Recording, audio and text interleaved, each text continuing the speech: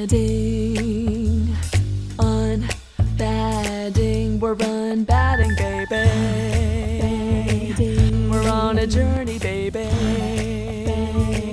We're UnBadding, baby. We're UnBadding. Hey everyone, welcome back to another episode of UnBadding. I'm Dayna Pereira. And I'm Jessica Presley. We're like a little matchy today. I know, totally unplanned, but also super cutesy. Oh my goodness. We're look just at feeling these us. florally, summery vibes. I mean, finally. I think the last episode I was bitching about the gray, gross, disgusting weather that San Diego was having. And we are now in the bliss of sunshine. Yes. 80 degrees. Thank you, San Diego. It's so beautiful. I didn't realize that I was experiencing seasonal depression until the sun came out. And I felt like my whole spirit come alive. And I was like, oh, that's what I've been missing, the sun. I've been missing the sun. The sun will do it for you. I didn't realize that I was experiencing regular depression because I think we were always told not to go to the doctor for that stuff. So I just kept it all real close, deep down in the dark. I just bottled it up and pushed it way down deep. And then I saw this episode of something and realized that, oh my gosh, that's real. Yeah. That's depression. Yeah, Look at me go. Super depression. Yeah. And it's amazing too because I think that probably like a gazillion people, whenever somebody tells me they don't have depression, I'm like, you just haven't figured it out yet. Yeah, you just don't know you're depressed yet. Yeah. I definitely realized I had depression. And then I was like, wow, you've been depressed for like 4 years. 4 years? Because I'm going on 40.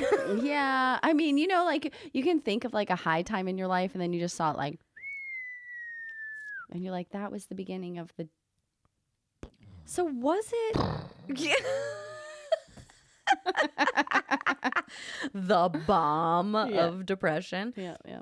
Yeah, no, I think that in the beginning, like even teenage years, whenever I was super depressed, obviously were totally, very like, emo. depressed. But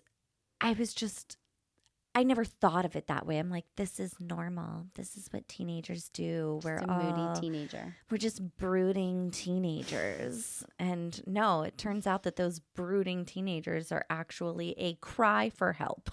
They are, but like we weren't really like allowed to send No. out that battle cry. There's no crying There's in no life. name for that. There was no name for that when we were like, you didn't say I'm depressed because that meant like you were fucking weird as hell. If you had to see a therapist, like you might as well just like take your social life and shoot it because it's dead now. Yeah, I know. That was like the big secret of my whole life was that I went to therapy. Oh my God. I know. I was in therapy at such a young age. Thank God I needed it. We still need it. I still need it. Still going. But yeah, that was therapy wasn't a thing. I mean, it was starting to become a thing. starting. Yeah, I thank love goodness. how it is now. Yes, everyone's got their therapist. I need to go back to therapy. Mm-hmm. And I'm a good proud of place. that. I'm like, I love it. Yeah, I'm growing. I'm working shit out. Processing trauma. I'm moving on. Do you try and impress your therapist? I want her to think I'm her favorite patient. This makes I'm me like, so I'm winning happy. at therapy. I'm the winner. My last therapist, this is probably why I haven't gone back yet, by the way, because she was so good to me. She made me feel like I was just winning at everything. You're so validated. Oh my God. Every time I would get off the video chat with her, she would be like, you're such a good mom. You're doing everything right. You're doing the work. Like you got it. Like she was so. Total hype girl. She was my hype girl. Oh, I love it. And I was like, God, I can't go to another one because they're going to tell me that she was wrong. And I don't want them to do that. No, because then you have like real work to do. Oh, that doesn't feel good. Yeah. I try to impress my own therapist and my kid's therapist. Oh, yeah. Because, yeah. you know, I even this is a really good segue into what we wanted to talk about tonight. I was gonna say, I even like probably in some way like manipulate her. I'm like, oh, when I mess up, I have to make my, and this is all true and honest, of course, but you want to like do it in a good way. Yeah. You want to be seen for your efforts, and I want her to be like, good job, you did it right. I'm like, feed my soul. Thank you and for if your it ever affirming needs words. to be used in a court of law, I want them to be like, no, she seemed good. Please don't ever make it be in the court of law. Please don't ever make it be in the court of law. Well, I'm just saying, like, you never know. I mean, God forbid something would happen where my husband and I had to break up, or because it happened with the boy's dad, where, Right. like they use shit like that against you. They do. So you gotta make yourself look good to I the people that know. matter. Got that head on a swivel. You got to make sure you got all the bases covered. And that is Just in case. manipulative. So, about that. Mm-hmm. It's a big topic. It is a big topic. So much goes into it. We all do it You can't get away with not doing it to varying degrees. Yes, agree. There's societal manipulation. Sure. I mean, even media manipulates you. Totally. Don't even get me started on that. Yeah. I mean, we'll definitely get into that. Parental manipulation. Oh, every parent does that with their kids. Are you kidding? Do you know how many times I've threatened Santa Claus to my children on like months that are August? Like doesn't even Christmas isn't even around the corner, but I'm calling Santa Claus. calling He's gonna him. know what you did. Yeah, well, that's why Santa Claus was invented. For manipulation. Yes. I also think that's why church was invented. Another episode, but I agree. So now we know what's coming up next week. Yes, definitely that. But so many different types of manipulation. So many people do it. I feel like we do it naturally sometimes just as a way to get your point across, to feel understood.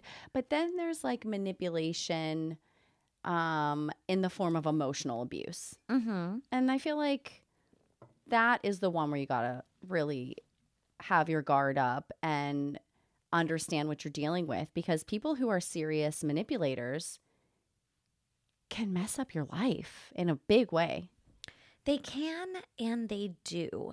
And not only do you have to have your guard up for it, you also have to have your self-awareness up for it. Because I can talk about another person manipulating me and how awful it was and how much it hurt and all of that. And then I have to look at the other side of the coin and also recognize that I am not innocent in this feat. I also have had my hand in manipulation. Yeah, I think that I have too, of course. We have a little list going that we can kind of touch base on some of them. And I'm sure in some capacity I've been a player in that game. Yeah. And I don't know. It's like, where do we learn this ability to manipulate? Even as kids, I've read some statistics about like the age in which kids can like consciously manipulate their parents, because I know there's like so many different methods of parenting and different ways that people want to parent. But I know a lot of times people are like, oh, the baby's manipulating you, or they just want to be held. And I truly believe that like babies are just trying to get their needs met. Yeah, I don't They're think not that manipulating the you. baby is trying to manipulate you at 4 months old. No, definitely not. But I have read, and I believe the age was around 6 or 7 before they could actually cognitively put together a plan of manipulation, like before, during, and after. 6 or 7 Years years old. old. Yes. Okay, interesting, because in my head I was thinking 2. I think that's what we all think. Yeah. But I think still at 2, it's just this strong desire to get your needs met, whatever that is. And at 2, it doesn't matter if it's like a meal, like an actual need, or like you want this toy. Right. Like to a 2-year-old, the commitment to that emotion is the same regardless. Yeah, and it's the first time they're having these emotions. It's the first time that they're going through these, processing, doing all of these things. They're not quite at the point where they're a master manipulator trying to get one over on you. Right. And so in order to manipulate, you kind of have to have this like master plan. Yeah. Right? You have to see where you're starting, how you're going to lay it out, and that it's going to get you to an end result. Mm-hmm. And I don't think that young children have that capacity. No. So we have a whole list of manipulation tactics, and I am sure if you are a person that is listening / watching this, that you have either participated in or have had some of this done to you. The first one is a biggie. Everybody has had this happen to them, I think, and possibly even has participated in gaslighting. The buzzword, right? It is a big, big buzzword. And I'm not even sure that I knew exactly what it was whenever somebody would be like, oh, they're gaslighting you. I was like, what does that even mean? And for me, gaslighting is when somebody was trying to make me feel crazy for the way that I felt about something. They would give me every reason in the book why I was wrong about feeling a certain way. And then the guilt comes after. We're like, oh, gosh, they're right. Like, I shouldn't feel this way. Right. So anytime that somebody's making you question your memory of events, making you question your sanity, making you think, did I have this wrong? Like, was I really that like out of touch in this situation? You can bet that you're being gaslit. Gaslit, I think, Gaslighted? is Yeah, gaslighting is happening. Gaslittly doodle. Exactly. So, yeah, I think that anytime I've been in a situation where I was being Gaslit. gaslit, Gaslittly doodled. you certainly don't know it in the moment. It takes some time and some perspective to really like dissect that and be like, wait a minute. Well, because there's self-doubt, because we're in our head and we have that self-doubt, like, wait a minute, do I have the right to feel this way? Am I? Now, I will just use this example. Cheating, I think, is a big example that people tend to gaslight in. So the person that is cheating typically will gaslight the person that they are cheating on. Whether it's they go through their phone or they just have a feeling about a coworker or whatever it is. And then the person that is actually doing the cheating will say like, for example, that's my private phone. Why would you go through that? If there's not trust in the relationship, then this isn't even worth exploring. If you don't trust me? What is the point if you can't trust me? Oh, that is so freaking shady. I despise that because I am a person now, and I used to be that way.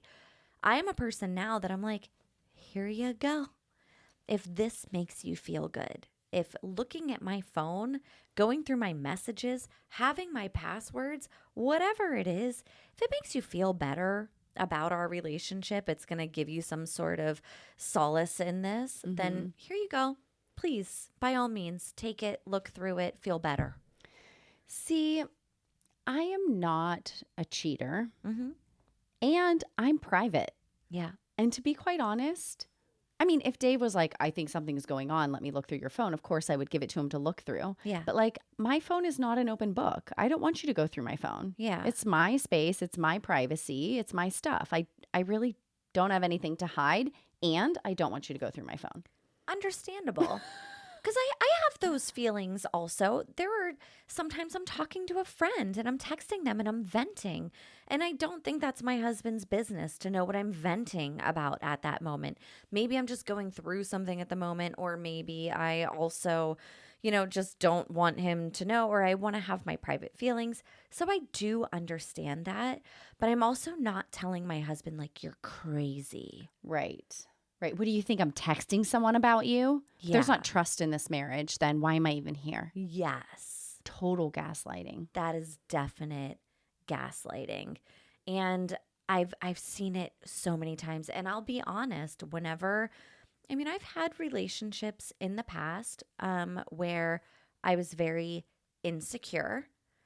And I used to do this thing. It's really terrible. I used to break up with a person, then go sleep with somebody else, and then get back together with them. What was going on there? I just was very insecure in the relationship. And so if I thought that they were doing something, I didn't want to be the person that was doing something bad, though. So I thought that I was doing everyone a favor by breaking up with them. It's over. Then I would go out. This is in my 20s, by the way, early whatever. 20s. Go out, get wasted, hook up with whoever it was that I wanted to hook up with.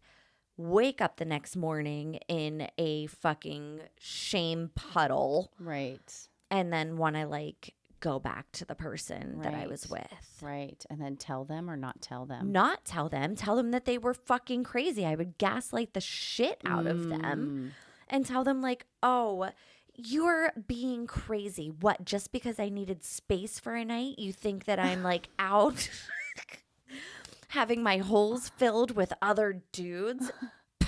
Please. In the meantime, I was hope. Stuffed to the brim. So wonderful. If you're not watching this, please go to YouTube and find this clip. Just go ahead and find the timestamp on that. Go to YouTube. Take a quick gander of my embarrassment. That was amazing. To the brim. Stuffed to the brim. Yes. Yeah. But I would gaslight them and say, you're insane. I would never do that. I'm such a good girl. Such a good girl, daddy. Bad girl. Bad girl. So I can think of a time whenever somebody was gaslighting me, and this was actually my husband in the very, very beginning of our relationship, super early on. And I kind of had this conversation with him hey, if I'm ever going to meet somebody that you slept with, give me the heads up. If you're ever going to meet somebody that I have a history with, I'll give you the heads up. And I was honestly, I don't think there's anyone in my life that you would ever meet except for one person. And that would only be if we went back to Pittsburgh and had a group hangout with all my friends from high school. This person that I'm still friends with, maybe you would bump into him, maybe. Possibly. But this is this one person. Other than that, no one else is a threat. Yeah. And he's yep, no one on my end. And I'm okay, cool. And so I just remember him talking about this one girl and telling me this kind of story about her husband not really liking him. And my husband's a pretty jovial guy. If you meet my husband, he's going to find a common thread to talk to you about. He's super easy to chat with. Most people love Dave. Most people love Dave. I don't think I found a single person yet that hasn't been Team Dave. Yeah, people love Dave. Dave's a great guy. So I'm okay. And I'm feeling something's brewing, right? Something's brewing. I don't know what it is. Something feels a little off about this. And I'm asking, are you sure? Something just seems off about this story. That intuition, intuition, right? And then an email had popped up or something. And I was okay, this just feels off. And so I had gone to a party. I met this person, still totally in the dark. Was around all of the friends that knew about their history, was around previous coworkers that knew about their history. Now, this was the exact situation I was trying to avoid. Look, I understand that as a 30-year-old man, you have a history. Right. I'm not trying to fault you for that. I'm not trying to erase that. Just let a sis know. Give a heads up. Put me in the know, Yeah. right? I want us all to be in the same pool here, the knowledge pool. I was the only one in the not knowledge pool. blindfold pool. Everybody else was in the knowledge pool. And I remember saying to him at one point, like, and I've been telling, I'm crazy. That's not true. You're looking into it too much. And finally, that gut intuition was just so real. I had to say, like, look, if this ever comes back and I find out that I was right and you were lying to me, like, you'll never see me again. Yeah. And he was very smart in that moment and was like, well, maybe it's something, and then I got the full story. But Something transpired. There was a history there, but we know it. Yeah. And whenever we're told that we're crazy for knowing it, the gaslighting's happening. The manipulation's happening. It's so common. I had a similar situation with an ex-boyfriend that swore up and down that I was being insane. He had no feelings for this girl that he was close friends with and all of that. That intuition of mine was kicking right in. And then, but the self-doubt and okay, am I just being crazy? Am I looking too hard into this? Should I just trust him? All of that. And that fucks with you. It does. For your life. Like over time, that messes with every single relationship afterwards until you start to put in the work. You get that great therapist that tells you that you are the best and she loves you so much. But it messes with you over time. Yeah. And that is a really horrible, horrible form of manipulation. Gaslighting, I think, might be one of like my most hated forms of manipulation. Well, I'm glad that you said that because my most hated form of manipulation, Yeah. like it's my kryptonite, is the silent treatment. Oh. The silent treatment burns me from the inside out. I hate being given the silent treatment. I feel like it is like withholding your heart from people. It's like, I am mad at you, so I'm not going to give you any of my love. I'm not going to give you any of my heart. I'm not going to give you any of my understanding. I'm not going to give you any of my compassion. It's just like, it's the worst for me. I hate silent treatment. And I refuse to communicate it to you. Refuse. I'm not going to tell you when I'm available to chat. I'm not going to tell you if I'm available to chat. I'm not going to tell you anything at all. I'm just going to ignore you. And let you spiral. Yes. That's the part. So I get that. The silent treatment is the worst. And there's definitely a difference because I am a person that I need time sometimes and I don't want to talk right away. But the communication is key there. Saying like, I can't right now and we'll come back to this is different than just completely ignoring. However, I have also found that there are times where my husband, if him and I are in a discussion or we've had a discussion and then he comes to me and he says something and I am baffled, I just can't find the words. And I will look at him and just be like, I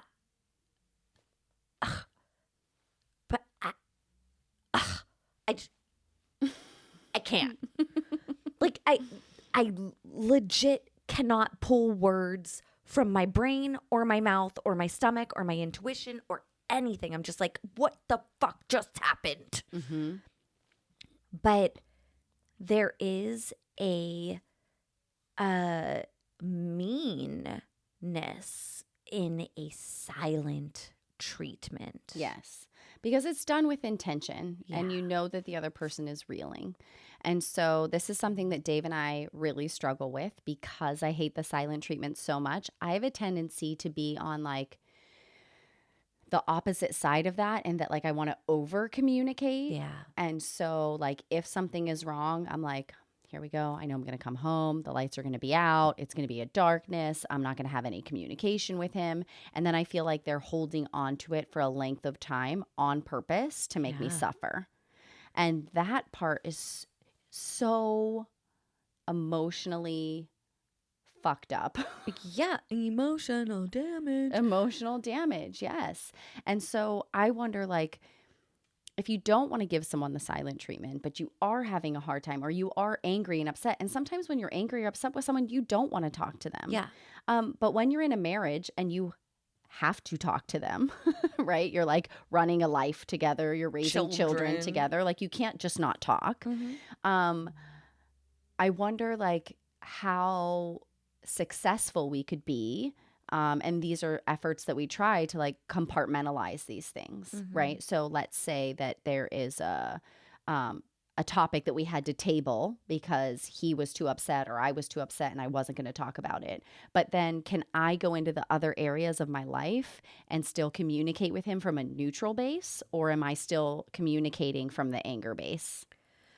I think you and I have a particular resistance to the silent treatment because we did grow up watching the silent treatment as a weapon. And that was hard because even for us as children, the silent treatment was used. I even remember Dad not talking to me. Oh, really? Oh my God, he didn't talk to me.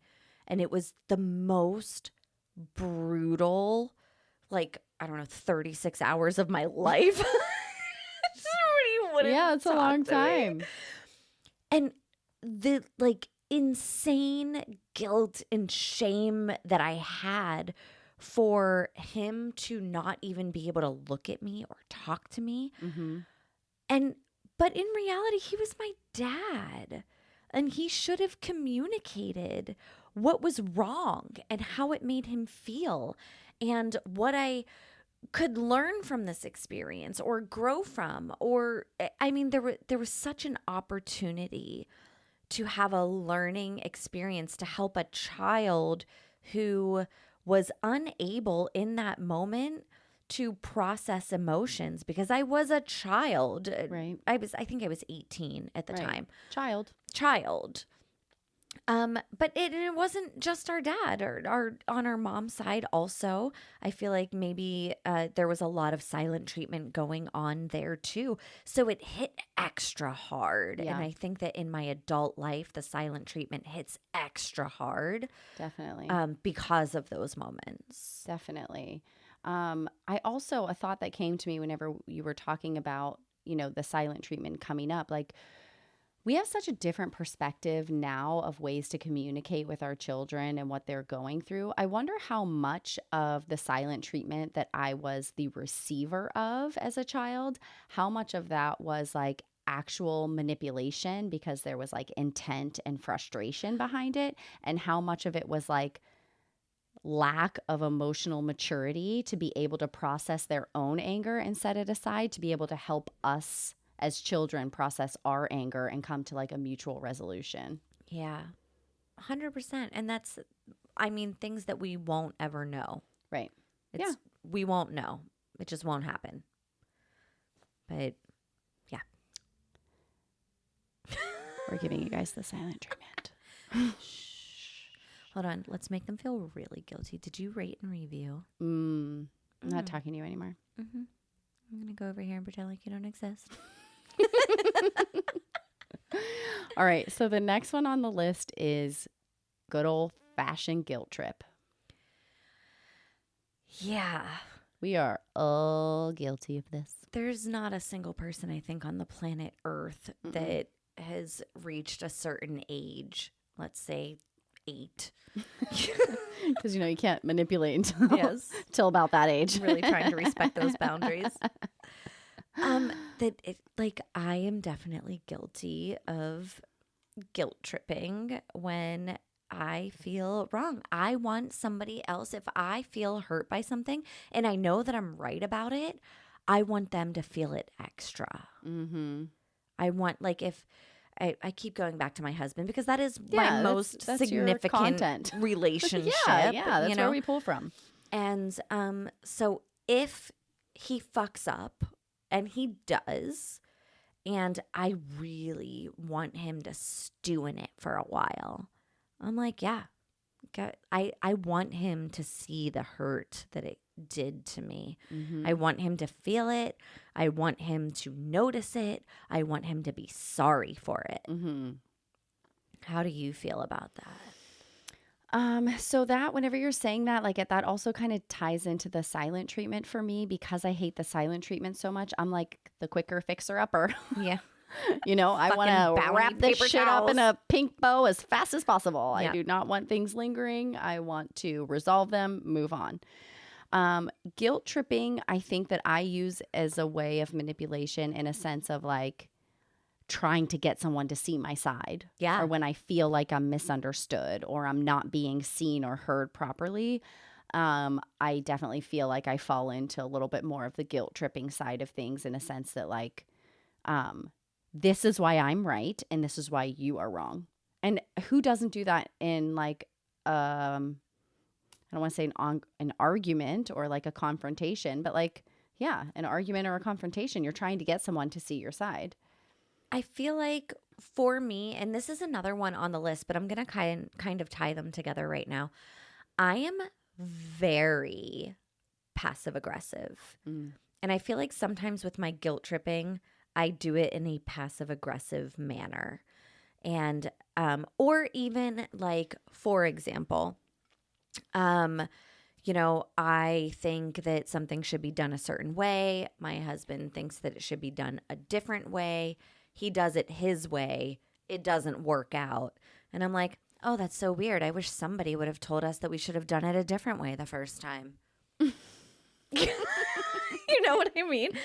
I do that a lot. Yeah, I think that a lot of people can relate to that. Exactly. And I wish that I felt more guilty about it. Yeah. It's almost like a habit at this point. It flies out of my mouth before I even have a second to think about it. I wish that I was more attentive to the words that I was about to say. But I'm not. And I do have some self-awareness around it and know that it's something that I need to work on because I am a passive aggressive bitch. Like, whoa. So I'm trying to think here. Passive aggressiveness, I think, is like part of our culture. Yeah. Because like sarcasm is funny and sarcasm is passive aggressive. Let's make a joke about Let's it. make a joke about 50% it. of everything you say when you're joking Right. is true. Exactly. And so I'm sure I am guilty of being passive aggressive. I think that we all are. I think that whenever it's coming into manipulation, though, I think that that's really like trying to make someone real in their own emotional feelings with intent. Like you are really trying to make them feel bad about themselves. No, I want him to know that I was right and he should have listened to me from the get-go. Right. But then, and this happens 40% of the time, not 60% of the time, because 60% of the time I am right. 40% of the time, I will jump the gun on something that I say. And then I am sticking my foot in my mouth. And I'm How like, do you handle that? "Ugh." Do you take it on the chin? Or do you like try to... I really wish that I could say that I took it on the chin. But what I actually do is some more passive aggressive bullshit. Some more manipulation to hide my failed manipulation. I go, well, I mean, we can't be right all the time. Like, of course I'm going to be wrong sometimes. At least I thought of some extra ideas. You didn't even offer anything. And, like the way that I'm sounding right now, I'm like, God, I owe my husband a blowjob or something because I am not coming off good right now. I'm so sorry. So sorry. My bad. Do you accept this 3-minute blowjob? Because I'm not going to finish you off. I'm sorry. I'm just going to make you feel more uncomfortable when this is over. Yeah. Poor guy. That guy, I don't know how he stays married to me. Yeah, well, maybe it's from all the love bombing. That was a good segue. Yes, let's talk about love bombing. Because love bombing, oh God, I mean, are you a love addict, do you think? Not on your life. I think I'm a love addict. You might be. Yeah, I'm like a love dreader. I'm like, oh God, don't love me too much. It's too many feelings. Should wear garlic around your neck. Yeah, And I'm hold like, up your hold up. crucifix. Dave tries to do really nice things for me, and I'm like, that's a fucking lie. I know that's not real. You don't actually mean that. And he's like pouring out all this love to me, and I'm like, you're lying. Okay, so I do have a hard time accepting compliments, for example. Like, ugh, my husband always wants to tell me how beautiful I am. Gag. Terrible. So terrible. What a dick. Meanwhile, he's like, I wish she would say I'm beautiful just one time. He really wants me. That's the thing. You're Because they give right. you what they want, right? Oh man, I'm so bad at it. Yeah, he wants those compliments. But okay, so I will occasionally just stop him when he's talking and be like, "You look so hot right now." Like I will give him those nuggets. I only do that whenever Dave's doing something I really want to encourage more of. That's manipulation. That's totally manipulation. I don't know where it lies on the list, Yeah. but Dave will be like handling a situation with the girls, like really, oh yeah, that's the one. It's flattery, right? Totally. So if Dave's doing something with the girls and I feel like he is like trying a new tool or a new skill to like help the girls in a argument or something, right. and he like handles it, I'm like, babe, it's super hot how you just handled that. So, I mean, like, is it super hot or is it like, I want to jump your bones right now? That was so sexy. No, it's like more of that and you're going to get closer. That's one step closer, buddy. Keep on it. and he's like, okay, how many steps do I have to go? Red Rover, I call. Oh, I call your love bombing over, but Yes. not your dick. Not yet. Not that one. Yeah, no, flattery. Listen, flattery will get you everywhere with It will. me. Same.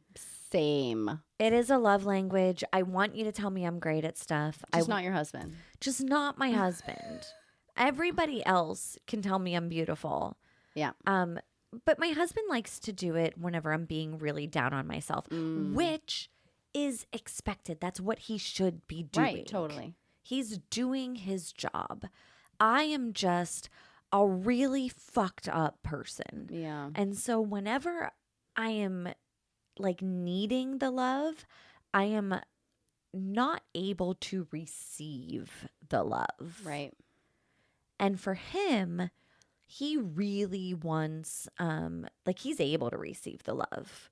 Yeah. Like if I tell him he's looking hot right now or he did something great, he's like, yeah, I did. Yeah. Thank He's like, you. yeah, I'm feeling this. Yeah. Mm-hmm. And me, I'm like, oh my God, stop it. Ew. Ugh. Don't tell me. Are cut from the same cloth. Yeah. Shit. Why do we do this? I'm going to guess childhood trauma because that's where everything stems from. I know. We're going to get this back from our children in about 40 years. I expect that we will, especially my older two, because I already know that I fucked up with them. Mm-hmm. Yeah. And so I'm like, yeah, I know what's coming already.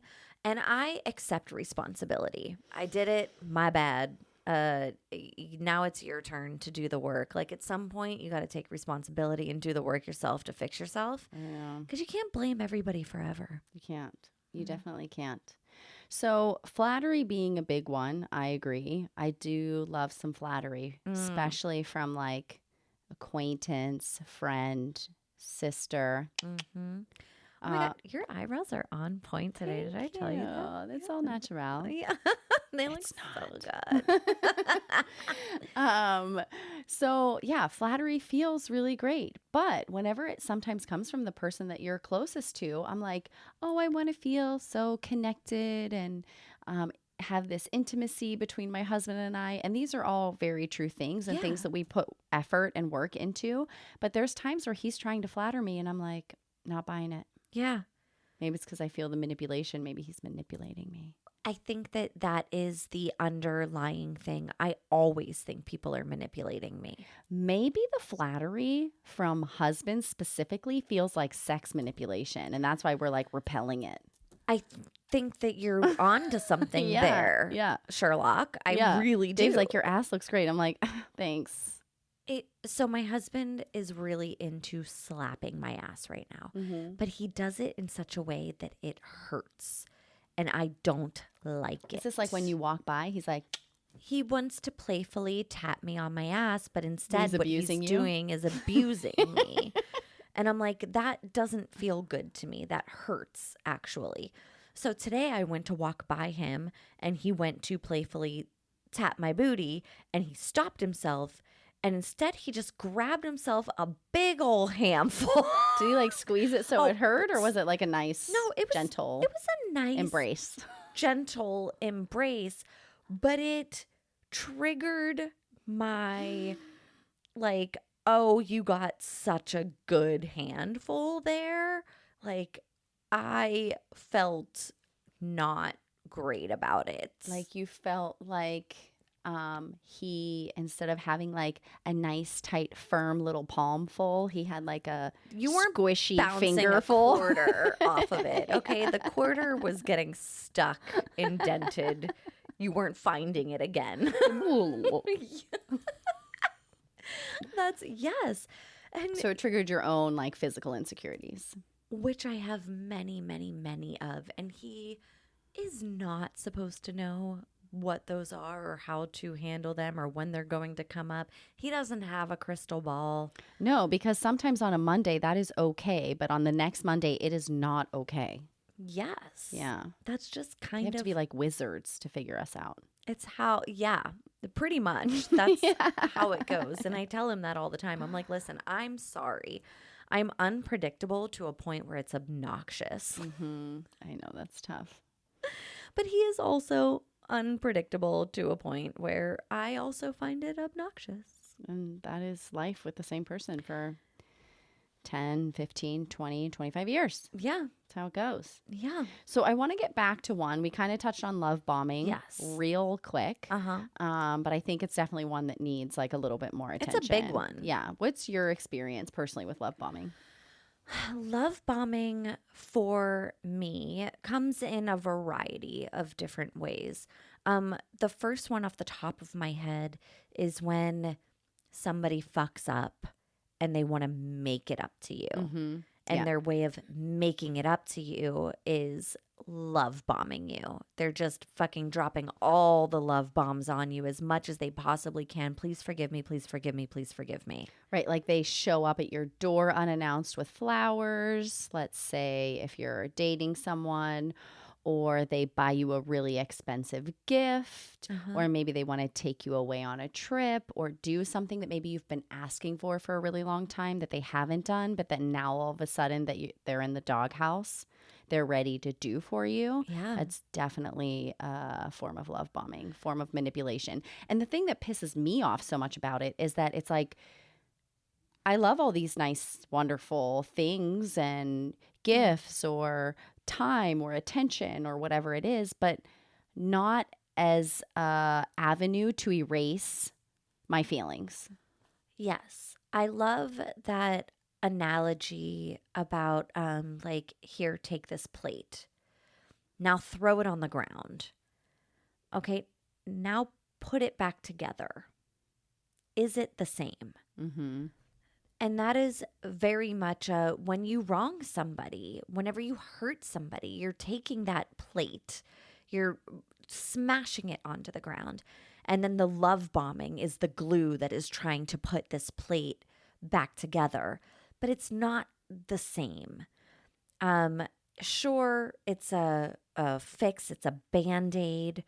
But it's manipulation because you're trying to trick the person into thinking that everything went back to normal. Totally. And now there's weak points and easier areas where this is going to break or bend. And to try to ignore those or wipe them clean with a gift or a love bomb is like complete manipulation.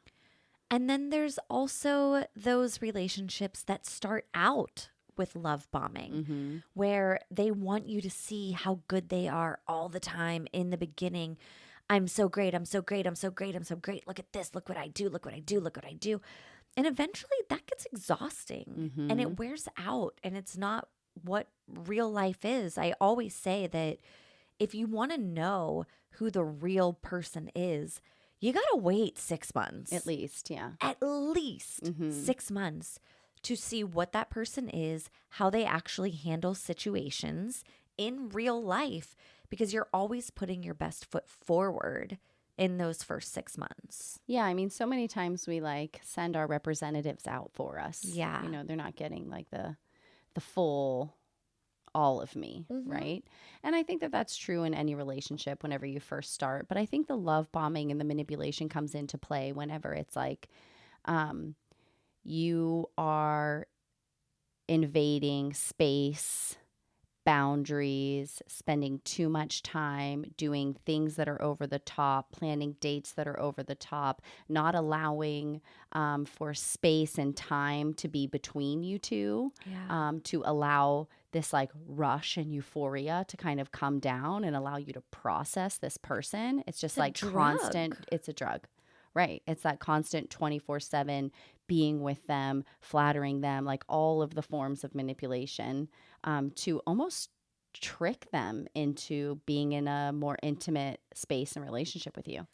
And then it gets to the point where when one of them says, and I've been there, I'm a love bomber. Okay. I am. Or I used to be, I should say.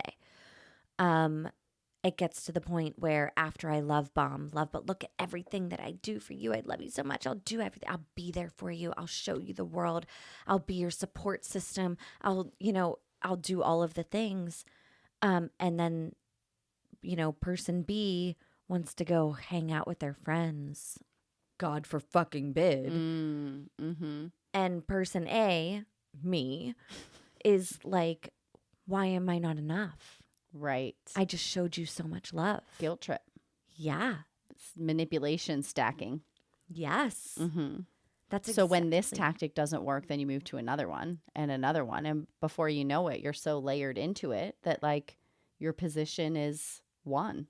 And I look back on relationships that I have, and I have so much guilt and shame around the way that I acted in certain relationships, the way that I manipulated people, and then whenever they didn't respond to it, the way that I would then in turn respond to that. I did a lot of fucked up shit in my 20s, and as much as I hate it and regret it, I am so grateful for it. I learned so much. I'm able to be the person that I am now in my 40s because I fucked up so much in my 20s. Yeah, you don't really learn unless you fuck up a little or a lot. And I honestly didn't have a chance. I saw certain things. I had certain experiences in my adolescence growing into adulthood that I just craved love. I craved it so much that I would do anything for it. Yeah. And manipulation was my sole way of getting it because I didn't think that there was any other way to be loved. I thought I needed to trick people into loving me. And as I got older and realized that you can love somebody without having to be with them 100% of the time. Totally. You can love somebody, through and have friends that like there's a healthy way to love people and there's an unhealthy way to love people. And yeah, this manipulation, this passive aggressive, this love bombing, this guilt tripping, this flattery, all of it, the whole list of it, I've gone through. I've been. And I mean, I'm sure if you go back and ask any of my exes, they'll be like, bitch is crazy. She did it all. Yeah. Yeah, so I try to think back of like early love, early relationships, and like the things that I did in order to secure that love. And this surely is a type of manipulation. I don't know what title I would give it. maybe the chameleon, because I would essentially like morph into what I thought that person would want me to be. Oh, yes. Right? Like, you know, I'm the cool chick. Yeah. I drink beer and, you know, wear watch football hats and like old trucks and country music. If you do. Yeah, if you do. Oh, you do. Oh, you're like super into like live reggae. Me too. I love that. And I'm a total hippie chick. And, you know, like I would just morph into, and not because I was trying to trick them, but because I wanted them to like me so much, or wanted them to like want to spend time with me so much that I needed to be the coolest, most likable version of what I thought they wanted. 100% I relate to that because it's not hard to envision yourself being all of these aspects of different people. Sure. I can be a hippie girl. A little bit of everything, right? Yeah. Just got to lean into it a little bit more. Yes. And so I get that. And I also see it a lot in like now that I'm aware of it, not even just for myself, because I'm consciously aware of it now, like trying to pick it out in other people. Mm-hmm. And I will see, one of my really good friends, for example, I watch him kind of morph all the time. And I'm always like, ugh, I wish so hard that you would just like see like, you don't have to do this. You don't have to put on the facade, like take off your mask.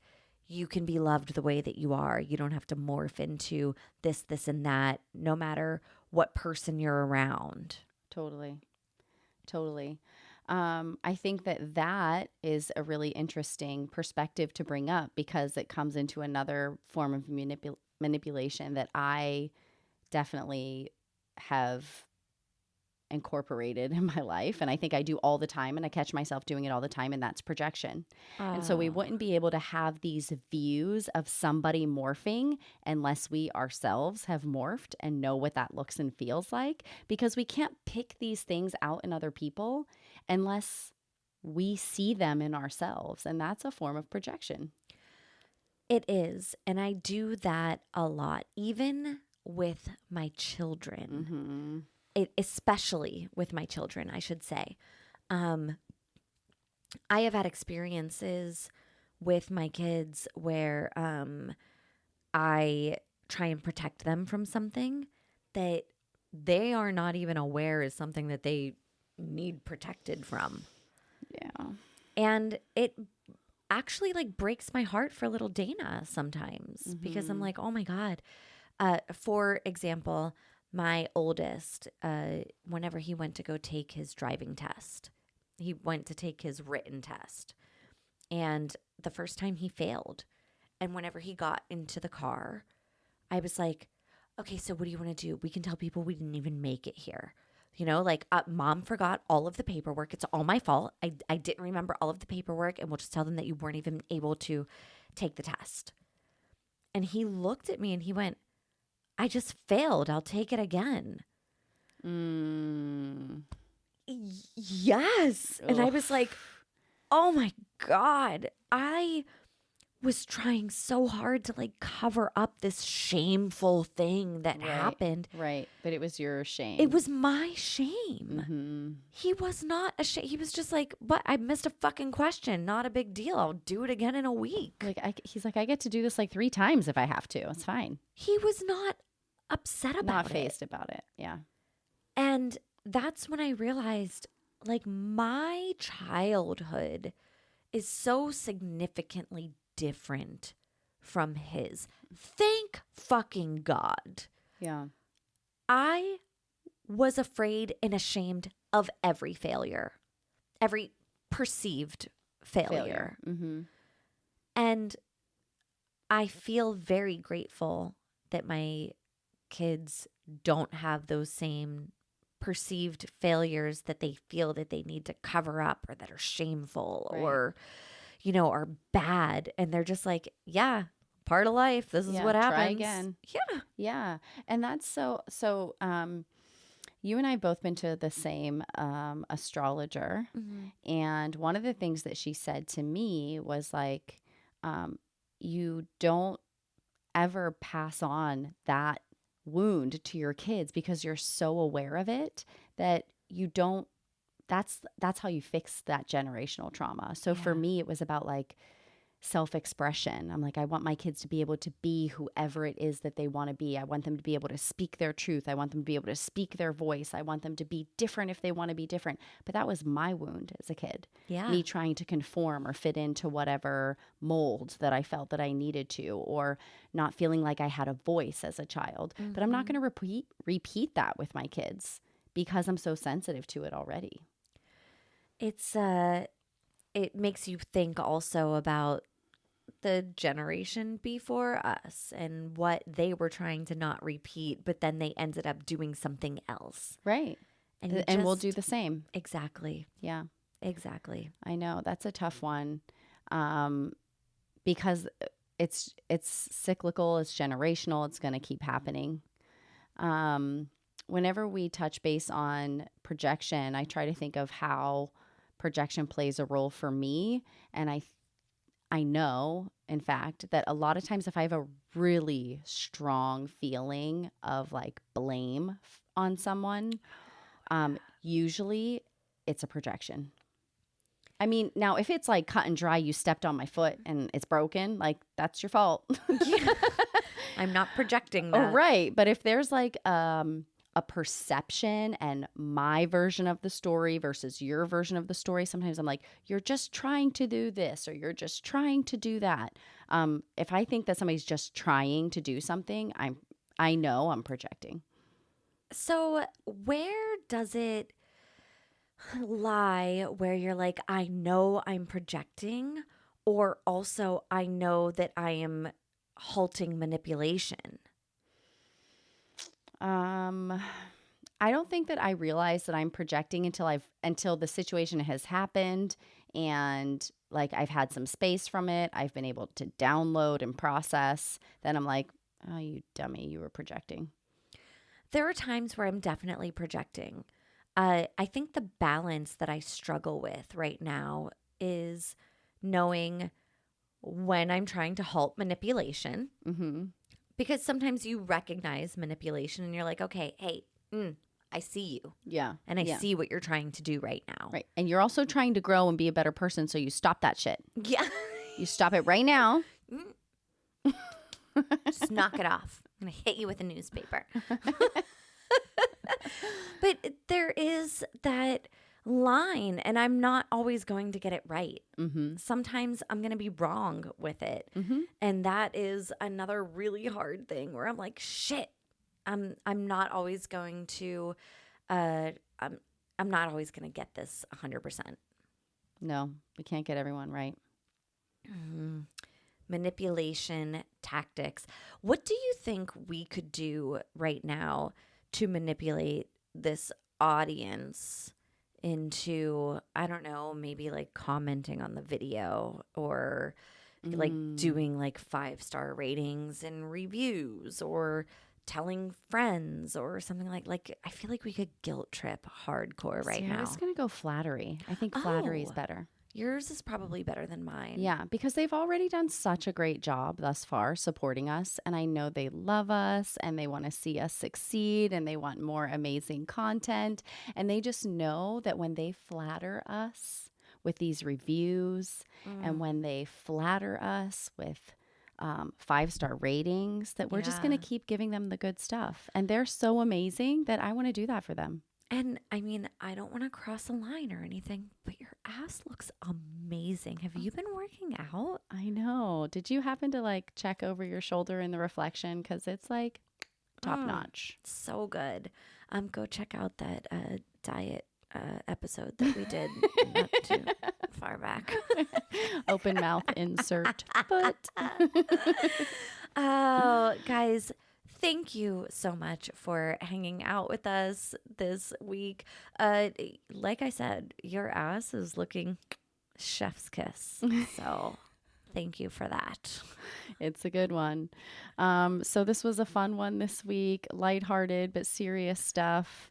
Try to catch yourself whenever you feel those manipulations coming at you or when you're putting them out. If you feel like sharing any of your stories with us, please, you can email us at unbadding@gmail.com or go to our Instagram, which is @unbadding, because we would really love to hear those stories as well. Yeah, definitely. So it's been another week of UnBadding with Dayna and Jess. And so until next time. Yeah, we're unbadding, baby.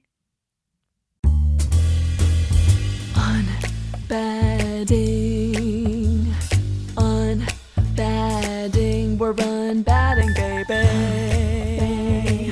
We're on a journey, baby. We're unbadding, baby. We're unbadding.